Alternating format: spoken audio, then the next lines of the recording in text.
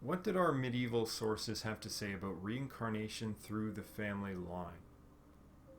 Hi, I'm Kevin McLean. If you'd like to support our channel, please check out our Patreon page. And a big thanks to all my patrons. Now, our sources actually have a few different things to say about this. Most famously, it is said about Cuchulainn that people feared for his death. For if he were to die, then no one would carry on his skills. There would be no one like him ever again.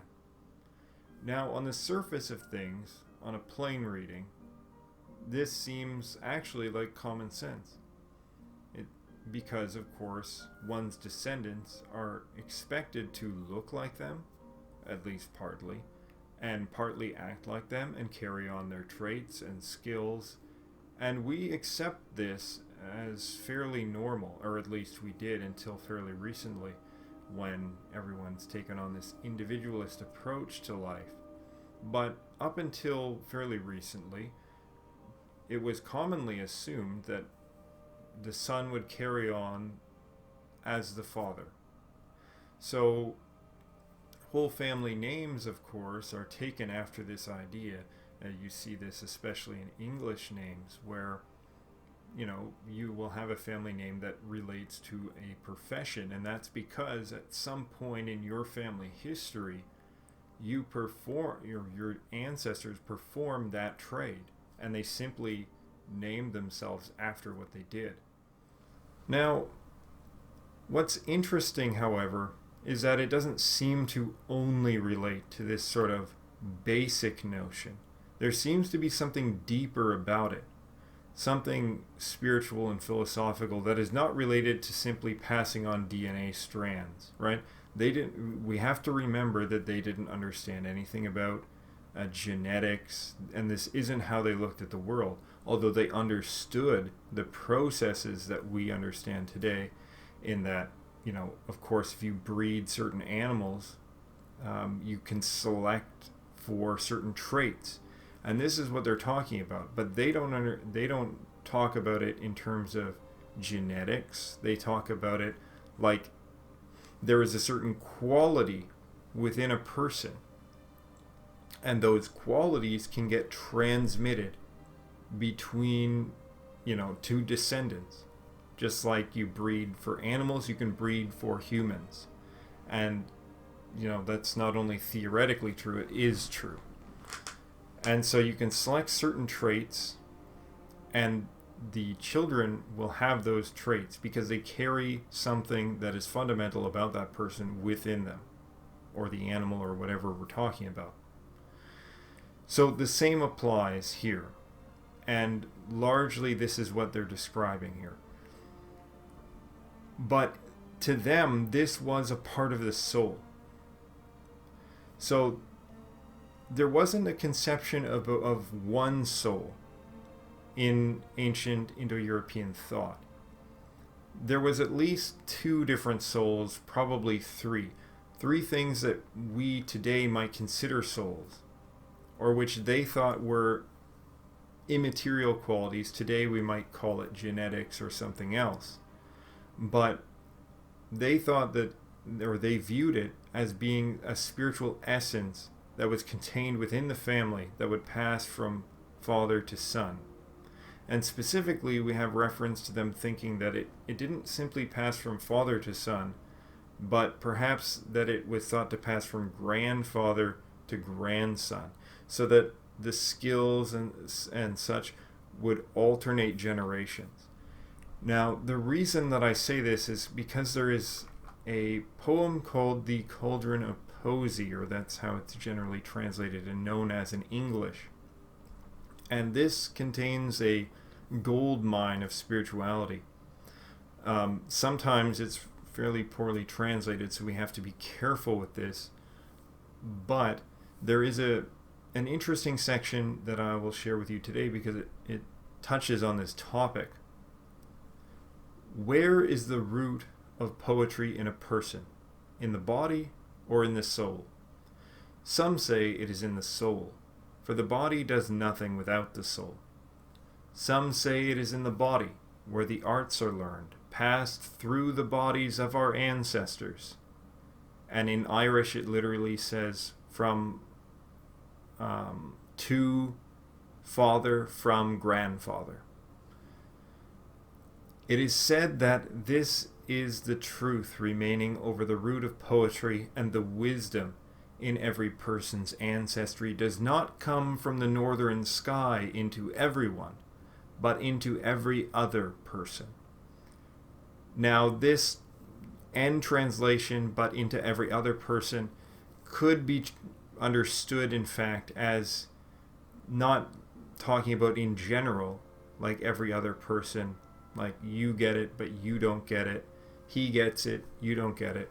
But rather that it's talking about into every other person in the generational family tree, because they're talking about ancestries and family tree here. So every other person means every other person in that family.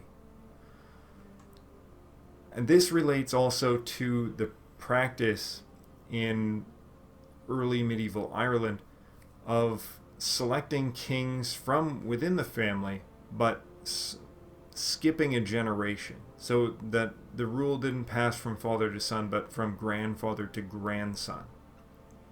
And this was the preferred way. Didn't always happen this way, of course, but this is from, especially from legal texts and such, it is seen to be the ideal situation. So very interesting stuff here, and especially in reference to the northern sky. Now, I've talked about this idea of the north as being the celestial height before. I made a video a while back about the 4 islands, for instance, the 4 sacred isles where the gods obtain their gifts and their knowledge. And this is located in the north. And this is exactly the same reason why they're talking about here that the wisdom in a person's ancestry doesn't come from the northern sky into everyone, because the northern sky here, and I think we should probably assume that they're either talking about the pole star or perhaps another big feature in the sky, not only the northern sky as such, but probably a specific point. Why the northern sky? Because everything rotates around the northern sky. If you're observing the rotation of the celestial body, the central point of that is the North Star that everything appears to move around. So if everything's moving around that point, that means that is the central axis point, the axis mundi, right? Everything is moving around that. So the cosmic center is that, the thing which is at the spoke of the wheel, right? And also I have shown before how it is possible to interpret the swastika as an emblem not of the sun, but as this celestial center. So that the Big Dipper is actually shaped like the arms of the swastika in every different season, right? Because it around at the different times of year, it is positioned in different parts of the sky at night. So anyway, that's just a theory, of course, but it's an interesting one to consider, especially when we see the emphasis that is put on this north in relation to the gods acquiring wisdom and the origin of human wisdom as well. So the other thing that this quote does is it contextualizes this, because before I was expressing the idea that yes, it is related to your genealogy, but they are not considering it as something physical. And this also expresses that, right? They're expressing this as a part of a soul, because how can the wisdom of your ancestors come into you from the northern sky if you're simply absorbing it through your genetics, right? Through your direct blood ancestry. And there are people out there, some professed pagans, that will try to make this argument that the ancients only saw things completely physically. In fact, there of course is a strong attachment to the physical, but there is also a very strong tendency towards things that are non-physical. And this gives you a very good example, because I don't think anyone can legitimately argue that the idea that wisdom comes into the body along family lines from the northern sky is a Christian-derived idea, right? This is clearly carrying on some type of pagan idea that's been kept alive within the bardic class. Now, this is a poem from Middle Irish. This is not even Old Irish, right? And it's written in the voice of Amergin, the famous Milesian bard. But he, the writer of this, the bard, is expressing sincere pagan ideas. Now, he's also mentions God. Some people have decided to translate this as gods instead. This is not correct. He mentions God as a singular, and it's, I think, very likely that he's talking about God as in the Christian God. But the Christian God to these medieval bards is not the same Christian God that you will encounter Christians believing in today. This God is very, very different. So are there Christian influences within this? Yes. But find me a Christian that will tell you that the body is fundamentally comprised of 3 different cauldrons, and that these cauldrons have to be in good alignment for one to be a good poet. Now, some have interpreted these cauldrons as being chakras.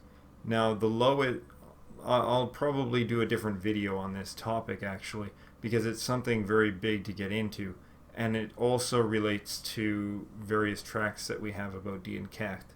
But nevertheless, certainly these are not Christian ideas, and they're not Mediterranean ideas either, because there is no Greek text that matches anything like this.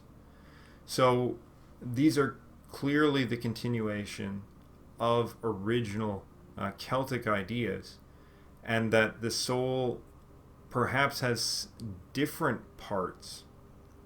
One part is related to the ancestor. One part is related to one's own divine spark of life. And there is potentially another part, although I haven't exactly isolated that down yet. So in Irish, there is preserved a very archaic sense of direction.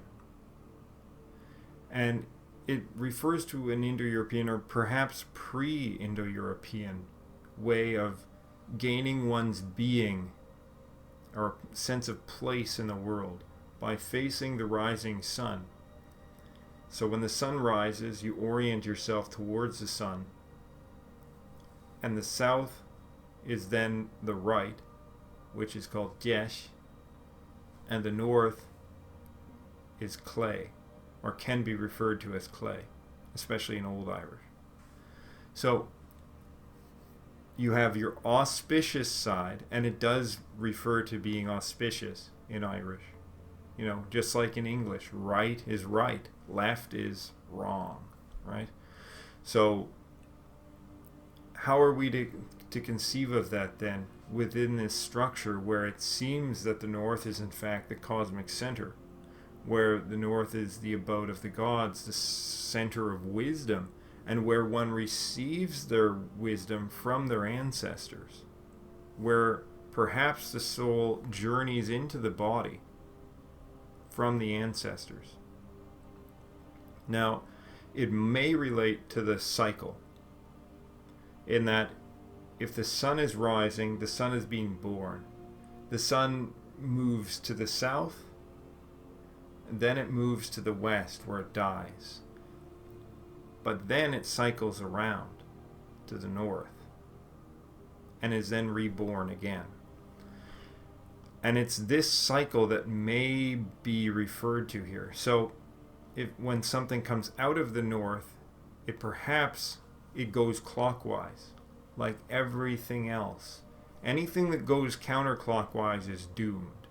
Anything that goes against the order of the universe is doomed. The soul then moves out of the north into the east to be born again. This is a theory, right?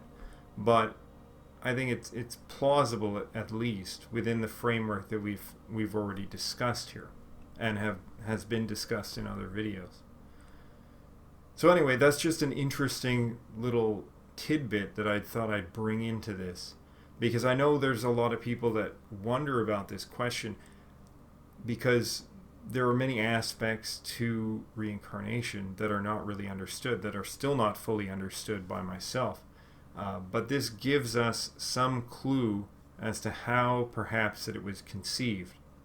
But there was certainly a belief that people did reincarnate in some sense along family lines, and that the soul of a person was something permanent, something that was not destroyed, even if it existed perhaps in different forms, and not in the precise way that many people think of it now, through the influence of the Christian tradition. Anyhow, if you found this interesting, please like, subscribe, share, and check out our Patreon page. Gurv mi lamagat as éisteacht agus marigoni seas go hard.